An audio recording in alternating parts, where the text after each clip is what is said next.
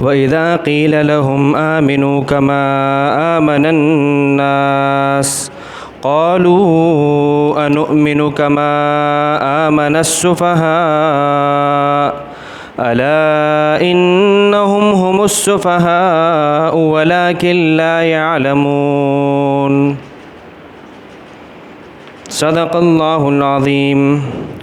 اور جب ان سے کہا جاتا ہے کہ زمین میں فساد مت برپا کرو تو کہتے ہیں ہم تو صرف اور صرف اصلاح کرنے والے ہیں۔ آپ کہہ دیجئے کہ آگاہ ہو جاؤ، یہی لوگ فساد مچانے والے ہیں لیکن انہیں شعور نہیں۔ اور جب ان سے کہا جاتا ہے کہ ایمان لاؤ جیسا کہ صحابہ ایمان لائے تو کہتے ہیں انؤمن کما آمن السفہاء، کیا ہم ایمان لائیں جیسا کہ بیوقوف لوگ ایمان لائے ہیں؟ آپ کہہ دیجئے آگاہ ہو جاؤ، یہی لوگ بیوقوف ہیں، انہیں اپنی بیوقوفی کا علم نہیں۔ سورۃ البقرہ کی آیت نمبر 11 اور 12 آپ کے سامنے تلاوت کی ہے۔ دعا فرمائیے اللہ تعالیٰ اس آیت کا صحیح مفہوم عرض کرنے کی توفیق عطا فرمائے اور پھر ہم سب کو اس کے مطابق عمل کی توفیق عطا فرمائے۔ جیسا کہ کل بھی بات چلی تھی کہ اب ہم منافقین کا بیان پڑھ رہے ہیں۔ اللہ تعالیٰ ان آیات کے اندر آیت نمبر 13 سے لے کر آیت نمبر 8 سے لے کر 20 تک منافقین کا ذکر کریں گے، وہ لوگ جو ہدایت کے ساتھ کھلواڑ کرتے ہیں۔ تو ہم نے کل ان منافقین کی 3 بیماریاں، 3 خصلتیں پڑھی۔ اللہ تعالیٰ نے بتایا کہ یہ منافقین جھوٹ بولتے ہیں، جھوٹا دعویٰ کرتے ہیں، کہتے ہیں آمنا باللہ وبالیوم الآخر، زبان سے کہتے ہیں کہ ہم اللہ اور اللہ کے رسول پر اور آخرت کے دن پر ایمان لائے ہیں، لیکن یہ لوگ ایمان نہیں لائے۔ کیونکہ ایمان زبان سے کہنے کا نام نہیں، ایمان تو دل سے ماننے کا نام ہے، اور ان کا دل ایمان سے خالی ہے۔ پھر اللہ نے ذکر کیا کہ یہ لوگ دھوکہ دیتے ہیں، کہتے ہیں اللہ تعالیٰ فرماتے ہیں یخادعون اللہ والذین آمنوا، یہ اللہ کو، اللہ کے نبی کو اور ایمان لانے والوں کو دھوکہ دیتے ہیں، ان کو کہتے ہیں کہ ہم ایمان لائے ہیں، لیکن اللہ تعالیٰ فرماتے ہیں کہ اللہ کو دھوکہ کیسے دیا جا سکتا ہے؟ دھوکہ تو ذات کو دیا جا سکتا ہے جس سے کوئی چیز پوشیدہ ہو۔ تو جب اللہ کو دھوکہ نہیں دیا جا سکتا، اللہ اپنے نبی کو بتا دیتے ہیں، نبی اپنے اصحاب کو بتا دیتے ہیں، تو دھوکہ دینے والے کا جب دھوکہ کھل جائے تو کہا جاتا ہے کہ یہی خود آدمی دھوکے میں مبتلا ہو گیا۔ تو اللہ تعالیٰ فرماتے ہیں کہ ان لوگوں نے اپنے آپ کو دھوکہ دیا ہے اور کسی کو دھوکہ نہیں دیا۔ اور تیسری بات فرمائی کہ ان لوگوں کی ایک اصل وجہ، ایک اصل بیماری یہ ہے کہ ان کے دلوں میں حسد ہے، تفصیل کل گزر چکی تھی۔ آج ہم آیت نمبر 11 اور 12 کے اندر اللہ رب العزت بیان فرما رہے ہیں کہ ان کے اندر 2 اور بیماریاں ہیں۔ ایک بیماری تو یہ کہ یہ فسادی ہیں، یہ لوگ لگائی بھجائی کرتے ہیں، یہ ایک کی بات یہاں کی بات وہاں لے جانا، وہاں کی بات یہاں لے جانا۔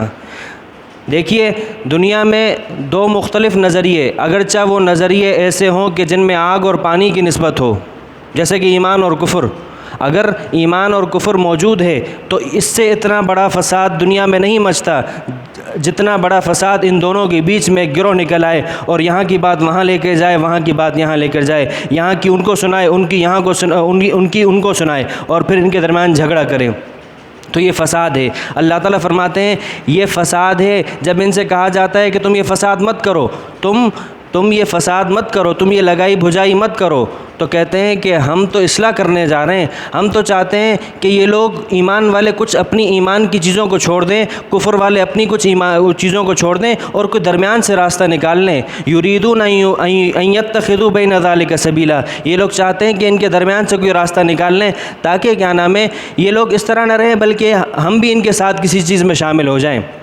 اللہ فرماتے ہیں کہ ایسا کیسے ہو سکتا ہے؟ حق اور باطل کے درمیان فرق کرنے والی کوئی بھی چیز نہیں ہو سکتی، صرف یہ کہ ان کے درمیان اگر ایک لکیر ہے تو لکیر کے اس طرف حق ہوگا، اس کی طرف باطل ہوگا۔ ایسا کیسے ہو سکتا ہے آپ اس کے جانب سے کوئی بیچ سے کوئی اور راستہ نکال لو؟ تو یہ فساد مچاتے ہیں، لیکن کہتے ہیں کہ ہم اصلاح کر رہے ہیں۔ اللہ تعالیٰ فرماتے ہیں الا انہم ہم المفسدون، یہ کہتے ہیں ہم اصلاح کرنے والے ہیں، آپ آگاہ ہو جائیے، آپ اپنے کانوں کو اپنے آپ کو ان سے آگاہ کر لیجئے کہ یہی فساد مچانے والے ہیں۔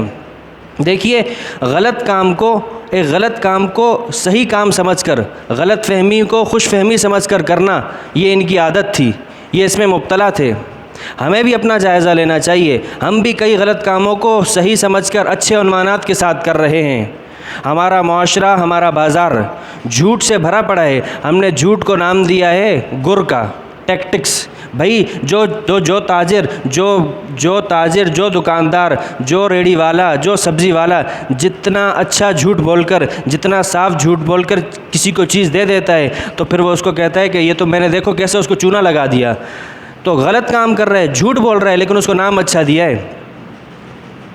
حالانکہ آپ علیہ الصلوۃ والسلام نے فرمایا ان التاجر الصدوق الامین مع الانبیاء والصدیقین والشہداء والصالحین. کیا کہ سچ بولنے والا ایماندار تاجر، ایماندار ایسا تاجر جو سچ بولتا ہے، ریڑھی چلاتا ہے یا سبزی بیچتا ہے، کچھ بھی کرتا ہے لیکن سچ بولتا ہے، امانت کے ساتھ کرتا ہے، تو اس کا انجام قیامت کے دن انبیاء کے ساتھ، صلحاء کے ساتھ، شہداء کے ساتھ اور صدیقین کے ساتھ ہوگا. اتنی بڑی فضیلت ہے. لیکن ہم نے اپنے بازار کو، ہم نے اپنے سودوں کو جھوٹ سے آراستہ پیراستہ کر دیا ہے، اور کہتے ہی ہیں جو جتنا اچھا اور صاف جھوٹ بولتا ہے دکاندار، اس کو کہتے ہیں بڑا اچھا سیل مین ہے، بڑے اچھے گر ہیں اس کے پاس بیچنے کے. اور جو دکاندار کھری بات کر دے، بھائی یہ چیز اتنے کی ہے، چاہیے تو لے لو، نہ چاہیے تو نہ لو، تو کہتے ہیں بڑا کھڑوس آدمی ہے، اس کے اندر اخلاق نہیں ہے، بولنے کی تمیز نہیں ہے. ارے اخلاق تم اسے کہتے ہو کہ تم دھوکہ کھا لو. تم کسی چیز کو تم یہ سمجھتے ہو کہ ہمیں ایک چیز 100 کی چیز 200 کی 500 کی مل جائے تو تم سمجھتے ہو، لیکن ہاں تمہیں اخلاق سے پیش آتا ہے، تم سمجھتے ہو کہ یہ آدمی اچھا ہے. لیکن جو سچ بولتا ہے تمہیں لگتا ہے کہ یہ آدمی کھڑوس ہے. ہم نے تکبر کو نام دیا عزت نفس کا.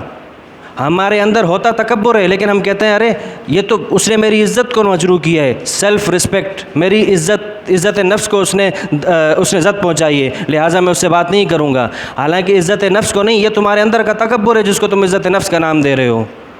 ہماری مجلسوں میں غیبت بھری پڑی ہے، ہم غیبت کو نام دیتے ہیں حق گوئی، سچ بولنا. ارے میں حق بول رہا ہوں، فلاں کے اندر ایسی چیز تو ہے. ارے حق بولنا ہے، اتنا حق کے متوالے ہو تو جا کے اس کو بولو، اس سے خیرخواہی کرو، اس کو بولو کہ تمہارے اندر یہ غلط بات ہے، تم اس کو چھوڑ دو. لیکن یہ کیا کہ اسے تو بولتے نہیں، لیکن پورے شہر میں ڈھنڈورا پیٹتے ہو کہ فلاں ایسا ہے، فلاں ایسا ہے، فلاں ایسا ہے. اور پھر جب کہا جاتا ہے کہ بھائی غیبت نہ کرو تو کہتے ہیں یار میں صحیح بات تو کر رہا ہوں، یہ بیماری، یہ برائی اس کے اندر ہے تو صحیح. ارے برائی کے ہوتے ہوئے بولنا ہی غیبت ہے. اگر کسی کے اندر کوئی برائی نہ ہو اور آپ بولو تو یہ غیبت نہیں، یہ بہتان ہے، یہ غیبت سے بڑھ کر گناہ ہے.